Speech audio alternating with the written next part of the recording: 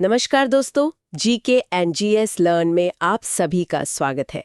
आज के इस वीडियो में हम जानेंगे उध्वा झील के बारे में, एक ही वीडियो में संक्षिप्त और परीक्षा उपयोगी रूप में। ये टॉपिक जेपीएससी, जेएसएससी, एसएससी और आरआरबी परीक्षाओं के लिए अत्यंत महत्वपूर्ण है। तो चलिए शुरू करते हैं। आज का हमारा विषय है उध्वा झील पक्षी अभयारण्य।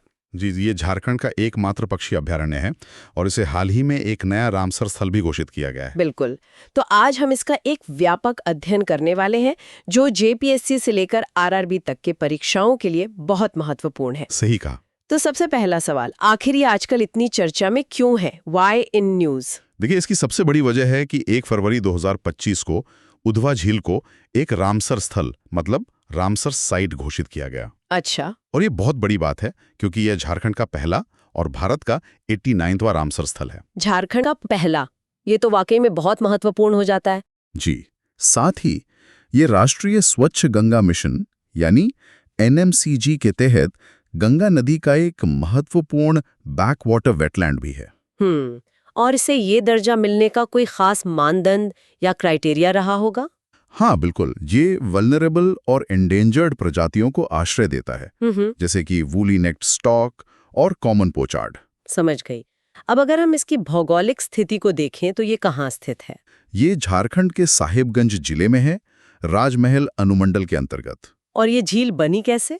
ये दरअसल गंगा नदी के प्रवाह बदलने से बनी एक गोखुर झील है, जिसे हम ऑक्सबो लेक भी कहते हैं। अच्छा, तो इसका गंगा से अब भी कोई जुड़ाव है? हाँ है। ये उध्वा नाला नाम की एक 25 किलोमीटर लंबी नहर के माध्यम से गंगा नदी से जुड़ी हुई है, फरक्का के पास। और इसका भूभाग? ये राजमहल की पहाड़ियों और गंगा के मैदानी इलाकों के बीच स्थित है, एक बहुत ही अनोखी जगह पर। आपने कहा कि ये एक अभयारण्य है, तो इसकी संरचना कैसी है? इस अभयारण्य की संरचना में 2 प्रमुख झीलें हैं, द ट्विन लेक्स। अच्छा, 2 झीलें हैं। जी। इसका कुल क्षेत्रफल 5.65 वर्ग किलोमीटर है, यानी 565 हेक्टेयर। और ये 2 झीलें कौन कौन सी है? इसमें पहली झील है पतौरा झील। इसका क्षेत्रफल 155 हेक्टेयर है। इसकी क्या खासियत है? इसकी विशेषता है कि इसका पानी गहरा है और साफ जल है, इसलिए यहाँ ज्यादातर गोताखोर पक्षी यानी डाइविंग बर्ड्स कहते हैं वो आते हैं। और दूसरी झील? दूसरी झील है बरहेल झील।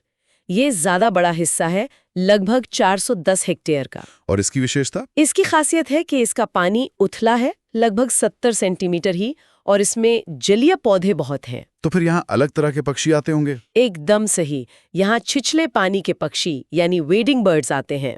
अब जरा इसके ऐतिहासिक और पौराणिक महत्व पर भी नजर डालते हैं। जी, इसका इतिहास बहुत पुराना है। महाभारत काल में इसे संत उद्धव का निवास स्थान माना जाता था, जो भगवान कृष्ण के मित्र थे। और आधुनिक इतिहास में? 1763 में यहाँ उध्वा नाला का युद्ध हुआ था।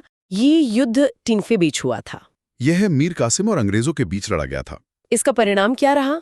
इसी युद्ध ने बक्सर के युद्ध जो 1764 में हुआ, उसकी नींव रखी थी। और फिर इसे अभयारण्य कब बनाया गया?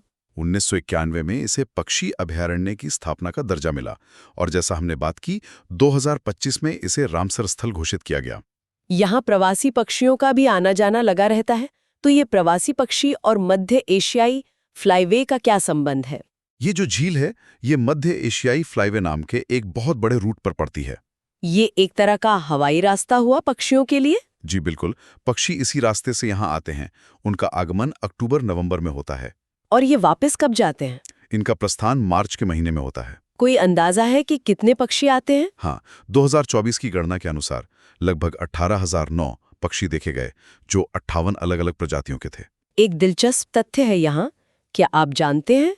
जी, ये पक्षी असल में साइबेरिया की कड़ाके की ठंड से बचने के लिए यहाँ आते हैं। मतलब हजारों किलोमीटर का सफर करके। हाँ। अब यहाँ की कुछ प्रमुख पक्षी प्रजातियों के बारे में जानते हैं। सबसे पहले है पैलेस गल यानी पैलेस का पुल। ये बहुत खास है क्योंकि ये 10 साल बाद यहाँ वापस देखा गया। 10 साल बाद? ये तो बहुत बड़ी बात है। जी हाँ। फिर है बार हेडेड गूज। ये वो पक्षी है जो हिमालय के ऊपर से उड़ान भर कर आता है। अविश्वसनीय। इसके अलावा साइबेरियन क्रेन का भी यहाँ ऐतिहासिक महत्व रहा है। पेलिकन का भी उल्लेख है। हाँ, और अन्य पक्षियों में नॉर्दर्न पिंटल और पोचार्ड भी यहाँ प्रमुख रूप से पाए जाते हैं। पक्षियों के अलावा यहाँ की जैव विविधता और संकटग्रस्त प्रजातियों के बारे में क्या जानकारी है? यहाँ कई संकटग्रस्त प्रजातियां भी हैं, जैसे लेसर एड्जुरेंट स्टॉक, जो वल्नरेबल श्रेणी में है, और ओरिएंटल व्हाइट बैक्ड वल्चर, जो क्रिटिकली एंडेंजर्ड है, और पालास फिश ईगल भी है, जो वल्नरेबल है। यहाँ लगभग 22 मछली प्रजातियां हैं, और साथ ही जलीय पौधे, जिन्हें मैक्रोफाइट्स कहते हैं, और प्लवक भी हैं। इतनी विविधता है तो यकीनन कुछ चुनौतियां और संरक्षण के प्रयास भी होंगे। जी, चुनौतियां काफी हैं। क्या है वो मुख्य चुनौतियां? सबसे बड़ी चुनौती है जलकुंभी, वाटर हायसिंथ। ये बरहल झील में बहुत ज्यादा फैली हुई है। इसके अलावा अवैध शिकार और मछली पकड़ना भी एक बड़ी समस्या है। साथ ही कृषि अतिक्रमण, मतलब रियायती लैंड और गर्माधान की खेती भी एक खतरा है। और गाद भरना यानी सिल्टेशन। जी, वो भी एक गंभीर समस्या है। तो फिर इनके संरक्षण के लिए क्या कदम उठाए जा रहे हैं? संरक्षण के लिए अब ड्रोन और सीसीटीवी कैमरों से निगरानी की जा रही है। और स्थानीय लोगों की भागीदारी? उसके लिए वन सुरक्षा समितियों का गठन किया गया है और राष्ट्रीय स्वच्छ गंगा मिशन NMCG का भी पूरा सहयोग मिल रहा है। अब बात करते हैं पर्यटन और आवागमन की। जी, यहाँ आने का सबसे अच्छा समय कौन सा है? यहाँ आने का सबसे अच्छा समय नवंबर से फरवरी के बीच है। और यहाँ पहुँचने के लिए निकटतम स्टेशन कौन सा है? निकटतम स्टेशन बढ़ारवा जंक्शन है, जो लगभग 15 से 18 किलोमीटर दूर है। साहिबगंज भी 42 किलोमीटर पर है। यहाँ आकर पर्यटक क्या-क्या गतिविधियां कर सकते हैं? यहाँ बर्ड वॉचिंग, फोटोग्राफी और नौका विहार का आनंद लिया जा सकता है। और निकटतम हवाई अड्डा? निकटतम हवाई अड्डे रांची, देवघर और बागडोगरा हैं। हालांकि रांची लगभग 400 किलोमीटर दूर है। चलिए अब कुछ अभ्यास प्रश्न देखते हैं। पहला प्रश्न, उधवा पक्षी अभयारण्य की स्थापना कब हुई थी? इसका सही उत्तर है B, 1991। अगला प्रश्न, उधवा झील किस प्रकार की झील का उदाहरण है? यह एक B, गोखुर झील है। प्रश्न 3, उधवा नाला का युद्ध कब लड़ा गया था? यह मीर कासिम और अंग्रेजों के बीच लड़ा गया था। अब कुछ और प्रश्न। प्रश्न 4, उधवा पक्षी अभयारण्य किन दो झीलों से मिलकर बना है? ये पतौरा और बहरहेल झीलों से मिलकर बना है। प्रश्न 5, उधवा झील को रामसर स्थल कब घोषित किया गया? इसे 2025 1 फरवरी को घोषित किया गया। और छठा प्रश्न, यह अभयारण्य झारखंड के किस जिले में स्थित है? यह साहिबगंज जिले में स्थित है। अभ्यास प्रश्नों का अंतिम भाग। प्रश्न 7, हाल ही में 10 वर्षों बाद उधवा झील में किस दुर्लभ पक्षी को देखा गया? वह पक्षी है B, पालासगल। 8वां प्रश्न, उधवा झील किस वैश्विक फ्लाईवे का हिस्सा है? यह मध्य एशियाई फ्लाईवे का हिस्सा है। और अंतिम प्रश्न, बरहैल झील की मुख्य समस्या क्या है? इसकी मुख्य समस्या जलकुंभी और गाद है। बहुत बढ़िया। अब अंत में सभी महत्वपूर्ण तथ्यों पर एक नजर डाल लेते हैं। Summary at a glance. बिल्कुल। पहला, इसकी स्थिति साहिबगंज झारखंड में है, गंगा नदी के पास। दूसरा, इसका महत्व। यह झारखंड का एकमात्र पक्षी अभयारण्य और 2025 में बना नया रामसर स्थल है। तीसरा, इसकी संरचना।